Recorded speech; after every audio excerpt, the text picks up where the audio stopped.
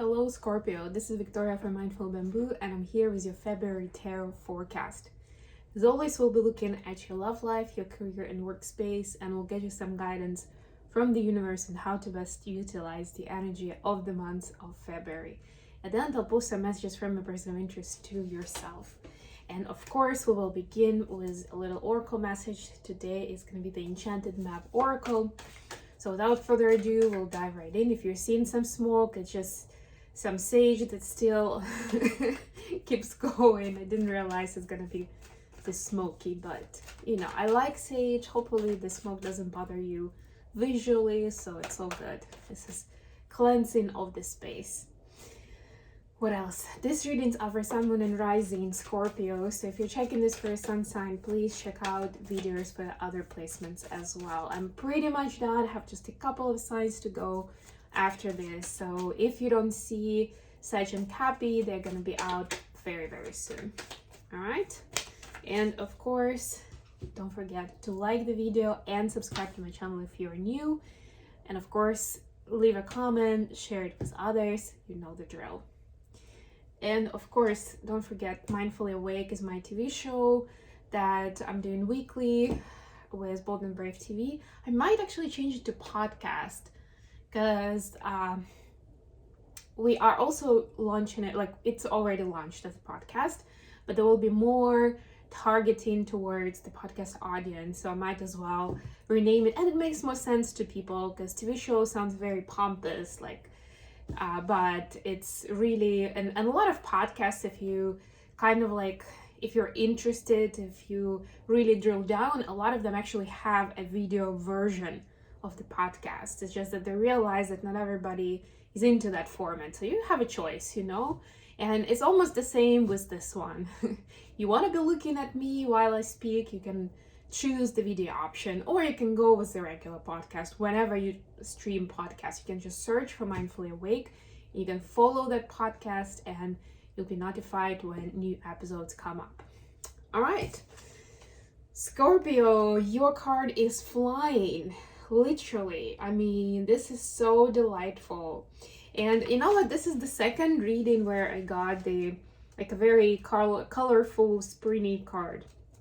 And the thing is that it's actually, I know that February is still winter, but we are celebrating Imbolc festival today, which is like this Irish holiday that marks, it's like a milestone that is that where the invitation of spring begins. It's not spring just yet, but it's where we set our intentions, our goals, and we start planning for spring, which of course in older times people plan a lot of different activity, which was like the start of the you know, harvesting, even the harvesting season, but you know, the season of crops where you need to already start performing certain works in the field. You are becoming more active generally with your farming overall. You start traveling more, you start spending more time with other people because there's a lot more daylight available, etc., etc. So this is like that anticipation of spring to me with all these beautiful cards and energies. But let's see what the actual message is.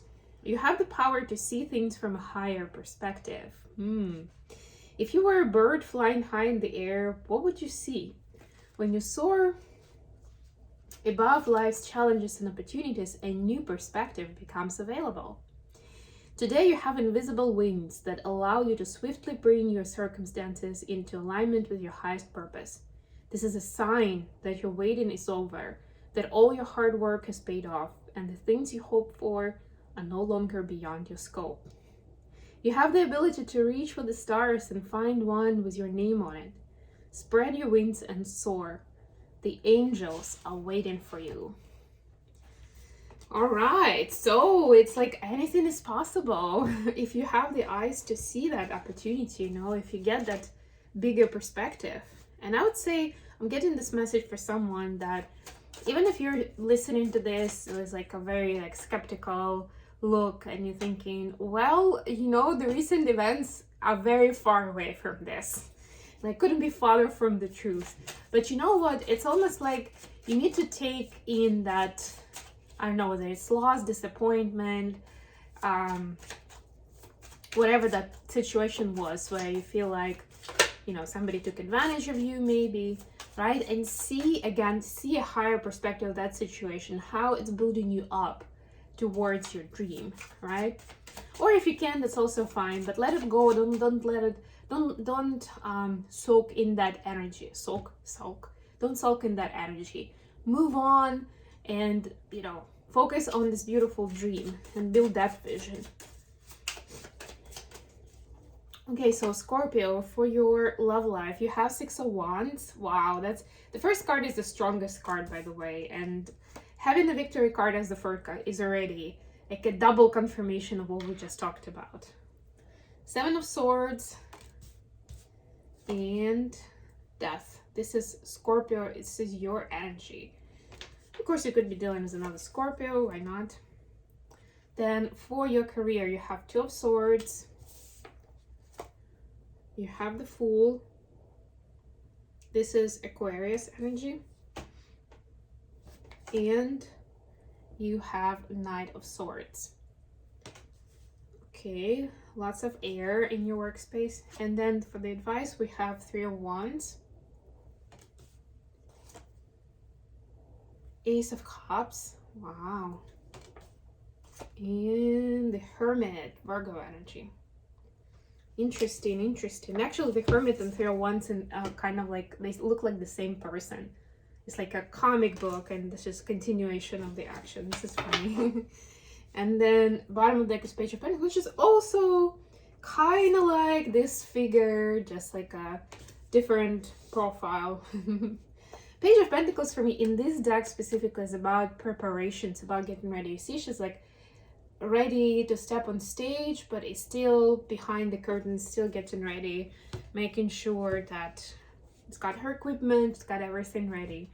And I think this is a very underrated energy, because we always like to focus on the action, like the drama or the win or whatever it is. Like if it's a sport, for example, right? You want to see like the competition itself, action in it, and then who gets which place and stuff like that.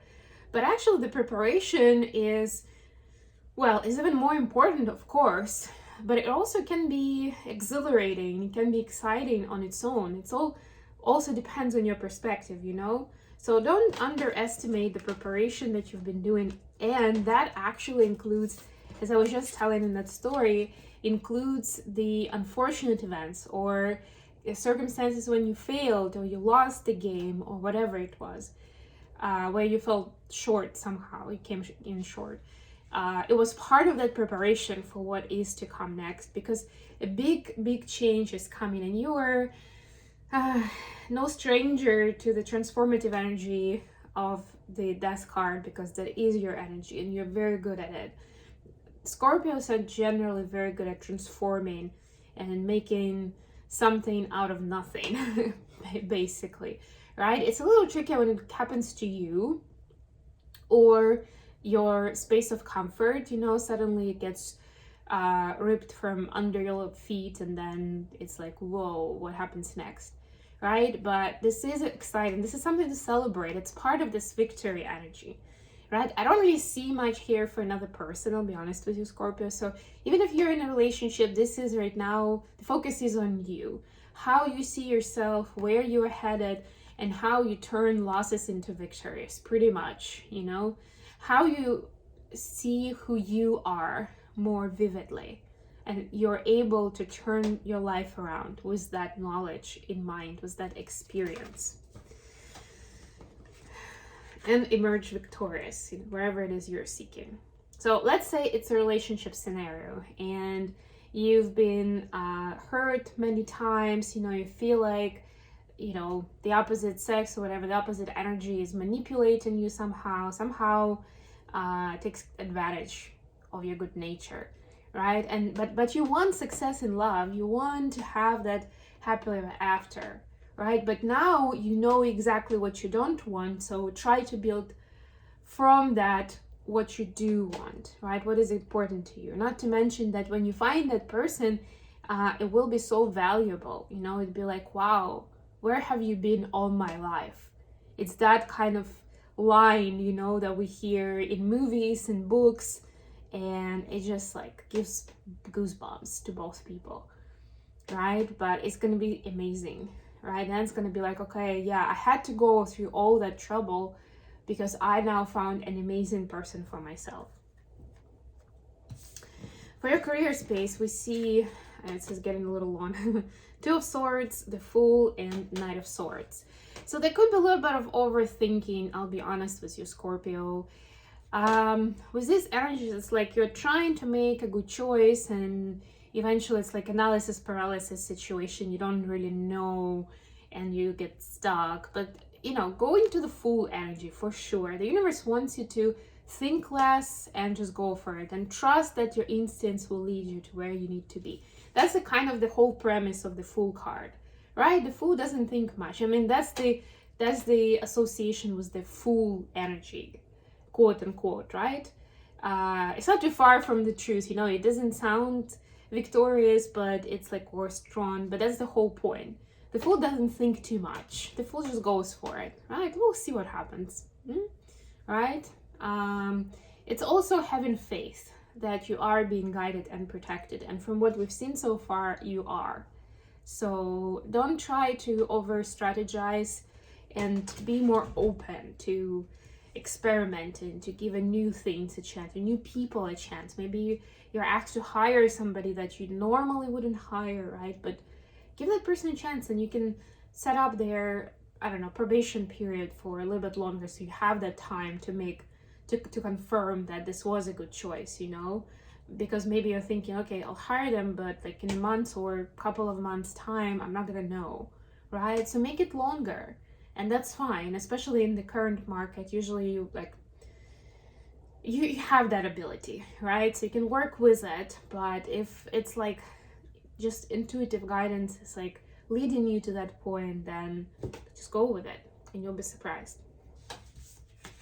Advice: Three of Wands, Ace of Cups, and the Hermit. So like I was saying, the Hermit and the Three of Wands actually look very similar in this deck.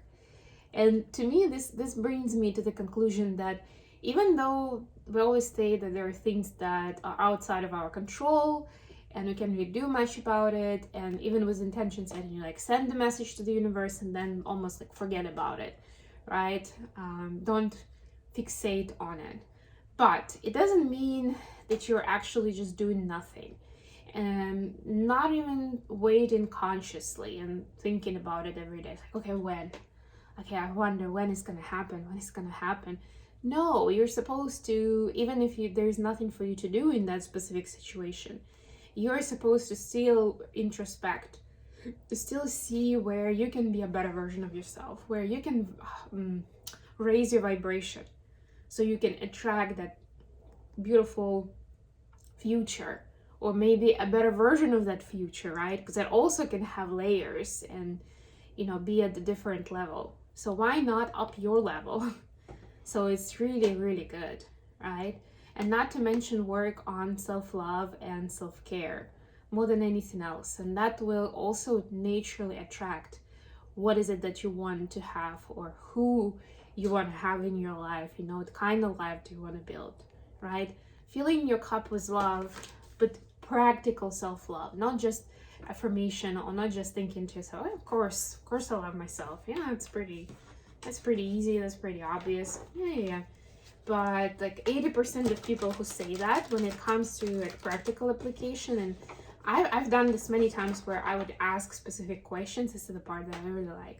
I would ask specific questions about the person's life and what they do and how they make choices.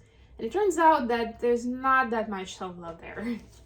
There's still a lot of people pleasing. There's still a lot of judgment, or worrying too much about what will that person say, what will these people think of me. And that's not self-love, or overextending yourself to help this and that person, but basically burning yourself out. So yeah, take it to heart and really drill down to that topic. What are the messages for Scorpio from their person of interest? Wow. All right, let's go with it. We have 8 of Wands, 10 of Pentacles, and 9 of Pentacles. 8, 9, and 10. Wow. Yeah, so your person definitely can see that energy for you, where if you set an intention, especially if you speak about it, you know, if you describe it, then it's definitely manifesting for you. They see how you have that magic, you have that power of just bringing things to life easily, right? But it's also important to, how do I say this? To understand what you want for yourself individually, and then for you and your person together, right? Because they see that sometimes their boundaries are too vague between those things, and that makes them uncomfortable at times, you know, because either they want to be part of creating the future together and you don't have them in your equation, you just want to do everything yourself, or there are things that you're dreaming about just for yourself and that person is kind of not in the picture, but they would want to be, you know. So maybe have some conversations about this and plans for the future and areas of your life that, you know, and see, kind of do a quick check of whether it's exactly where both of you want it to be, or you'd like to make some changes, right? And that could be really, it sounds a little tedious, but that could be a really beneficial exercise just to make sure that you're aligned. Or if you can't agree, at least like say, you know what, like this part is really important for me and I love doing this on my own. It just wouldn't be the same. So maybe we can do it together once in a while, but generally speaking, I want that to be my activity. I don't know, gardening, for example, right? And then your person may have something like that as well, right? And when it comes to finances or resources, then also make sure that this is more or less an equal partnership, right? And that you can be supportive of each other and provide that for each other in different ways, you know. It's not just one person doing everything, another one is just watching, or the other way around. Okay, all right, communication is key, and your person definitely wants to open the door to communication. Okay, I hope this was useful for Scorpio. Thank you so much for joining me today. Please don't forget to like the video and subscribe to my channel. And until next time, bye.